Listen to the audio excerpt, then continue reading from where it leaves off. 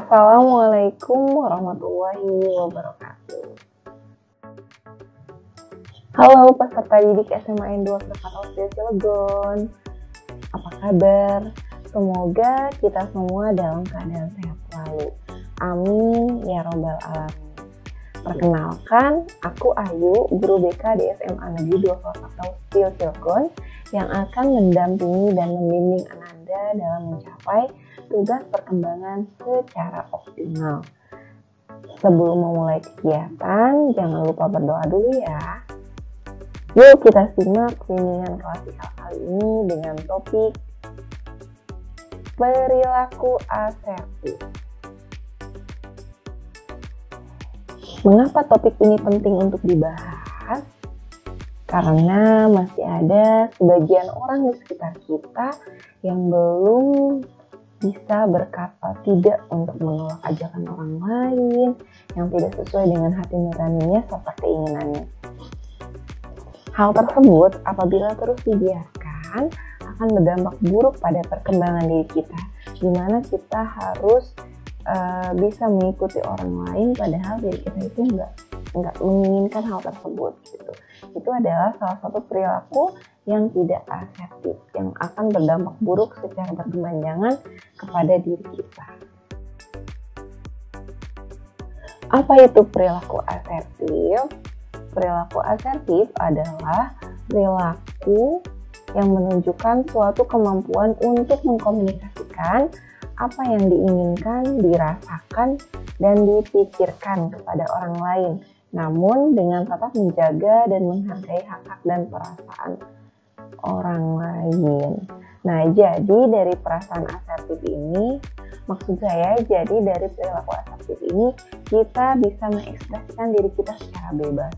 Dan hal ini akan berdampak baik pada diri kita di mana kita tidak merasa terbebani dalam menjalankan hidup ini dan mengkomunikasikan semuanya dengan lancar.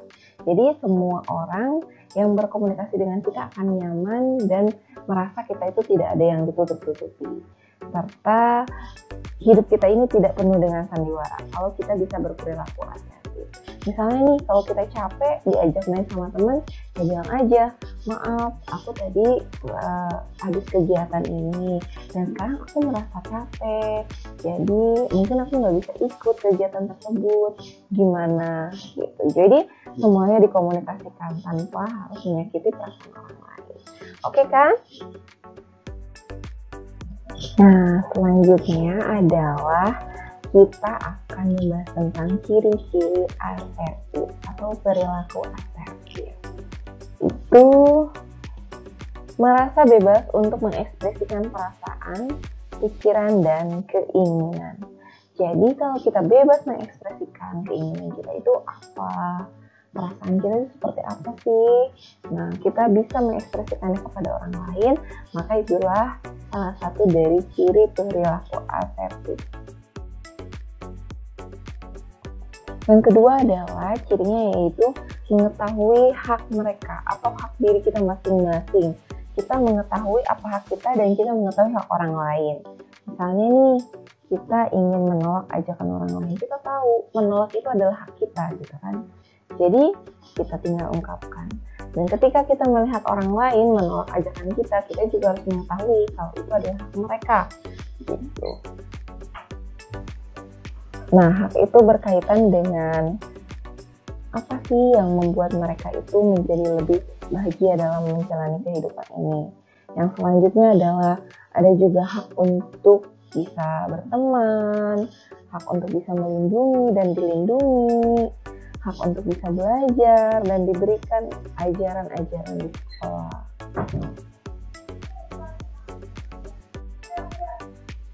Yang selanjutnya adalah mampu mengontrol kemarahan. Nah, mampu mengontrol kemarahan ini adalah salah satu ciri dari assertive training yang mampu memberikan diri kita itu bisa lebih berwibawa di hadapan orang lain. Karena ketika kita marah, kita bisa menjaga emosi kita. Gitu. Nah, ekspresi marah ketika kita ungkapkan seperti ini di hadapan orang lain itu akan membuat diri kita itu tidak dihargai. Dan kita merasa diri kita itu setelah marahnya terjadi tidak berharga ya gitu. Karena ini adalah perilaku yang kurang tepat atau bahkan bisa dikatakan tidak tepat. Yang selanjutnya adalah kita bisa mengungkapkan dengan cara berkomunikasi. Jadi kemarahan kita itu diluapkan dengan cara kita menganalisis kembali, mengkoreksi kembali, dan mengkomunikasikannya kepada orang yang tepat atau orang yang kita tuju tersebut. Nah, selanjutnya adalah dapat mengkomunikasikan secara langsung dan terbuka. Jadi apapun yang ingin kita ungkapkan, komunikasikanlah dengan baik dan terbuka.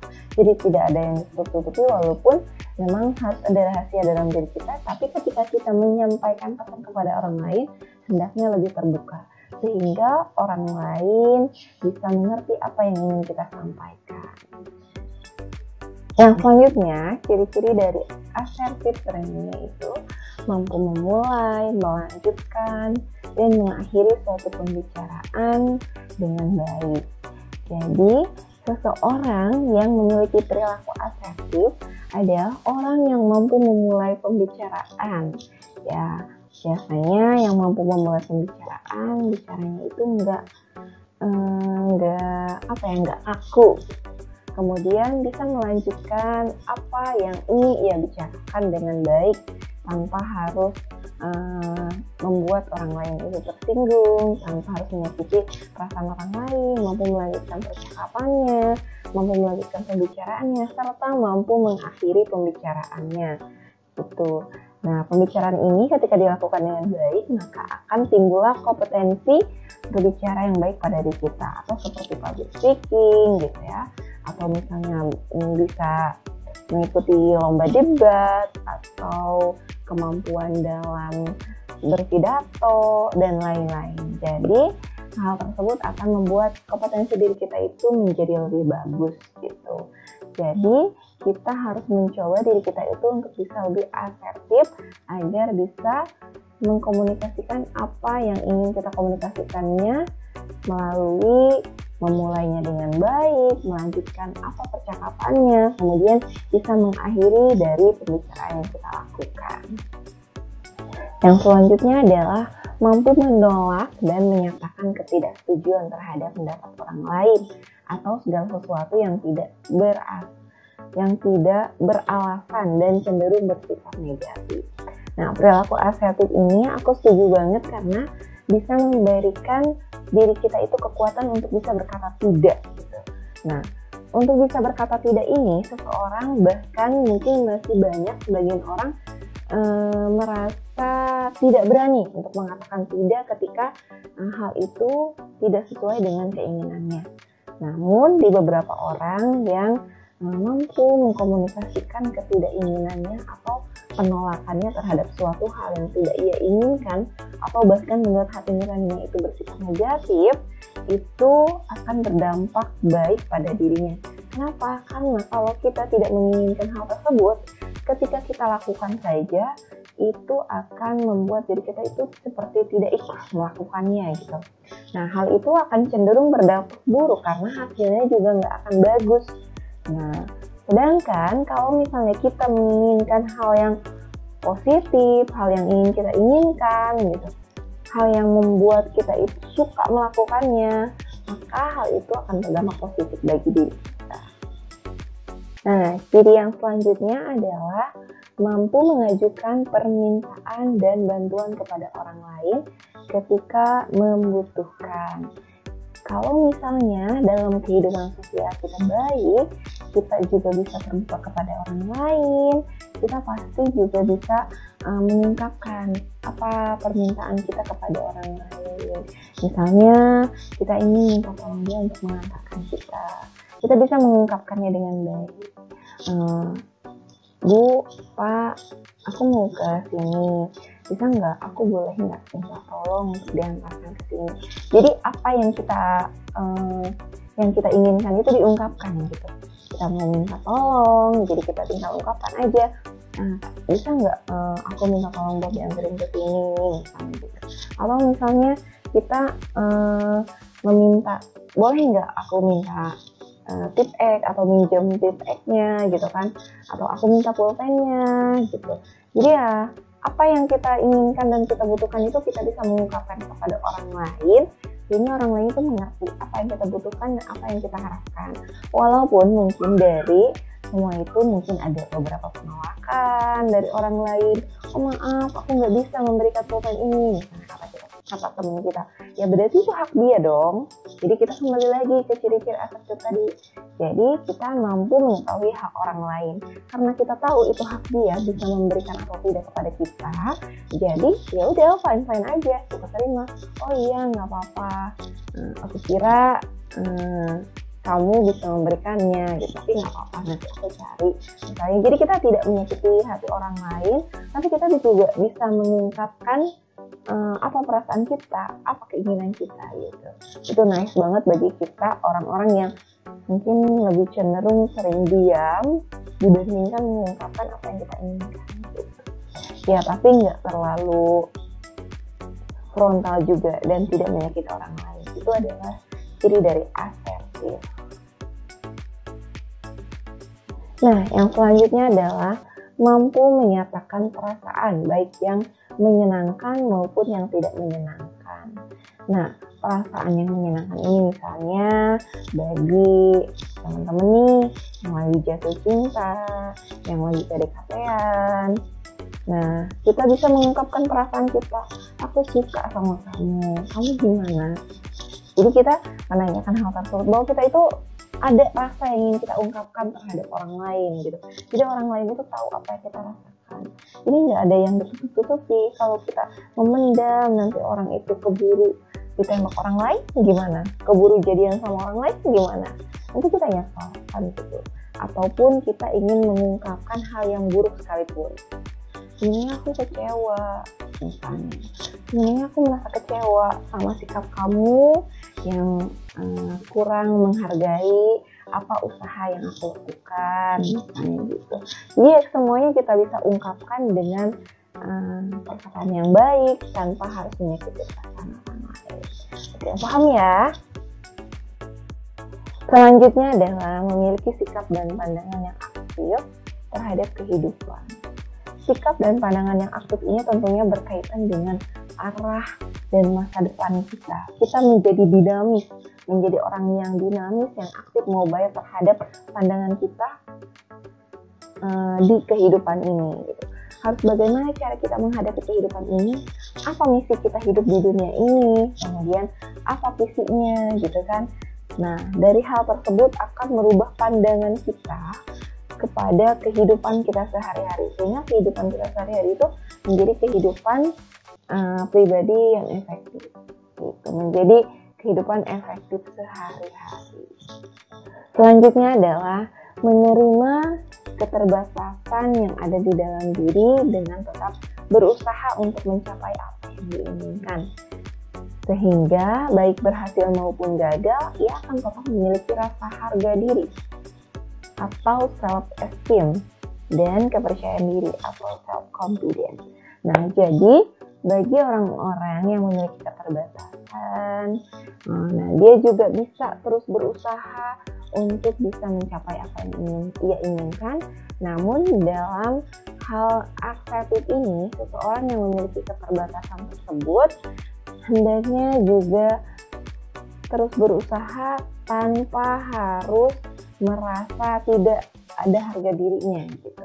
Sehingga baik berhasil ataupun tidak, karena keterbatasannya itu dan usahanya itu, orang ini akan tetap merasa memiliki harga diri dan tetap memiliki kepercayaan diri gitu. Jadi tetap berusaha walaupun dengan keterbatasan gitu. Ya karena kita tahu setiap orang itu setiap manusia ada keterbatasannya, baik dalam fisik, baik non fisik. Itu yang harus kita terus pelajari dan harus terus kita tingkatkan, kita olah apa kemampuan kita sehingga kita bisa menggapai apa yang kita inginkan. Yang selanjutnya adalah apa sih aspek-aspek dari perilaku asertif ini? Nah, aspeknya adalah yang satu, pengungkapan diri. Jadi aspek ini adalah dari asertif kita bisa mengungkapkan apa yang menjadi keinginan dari diri kita. Yang kedua adalah penghormatan terhadap orang lain. Kita dengan berbicara yang baik, dengan tutur kata yang sopan, tidak menyakiti orang lain, itu adalah penghormatan terhadap orang lain dari diri kita. Yang selanjutnya adalah kita bisa berkata jujur karena mampu mengungkapkan perasaan yang kita rasakan, mampu mengungkapkan apa yang kita inginkan. Jadi kita dari aspek ini adalah mengusung dari perilaku jujur. Yang selanjutnya adalah langsung. Kita bisa mengungkapkannya secara langsung tanpa ada yang ditutup-tutupi. Yang kelima adalah tidak membedakan atau menguntungkan semua pihak. Jadi dengan kita berasertif training ini kita tidak merugikan orang lain, tapi kita juga tidak merugikan diri kita sendiri karena kita mampu mengungkapkan apa yang kita inginkan. Selebihnya ketika orang lain menolak atau tidak, itu adalah kembali lagi kepada hak dari orang lain, kepada ciri asertif bahwa kita harus mengetahui apa hak mereka gitu. Yang selanjutnya adalah nomor 6, verbal, termasuk isi pesan, perasaan, hak-hak, fakta, pendapat-pendapat, permintaan-permintaan, dan batasan-batasan. Jadi verbal kita itu mengungkapkan itu semua yang dikemas dalam kalimat-kalimat yang tidak menyakiti orang lain. Sehingga kita akan merasa berharga di hadapan orang lain dan kita juga akan dianggap menghormati orang lain.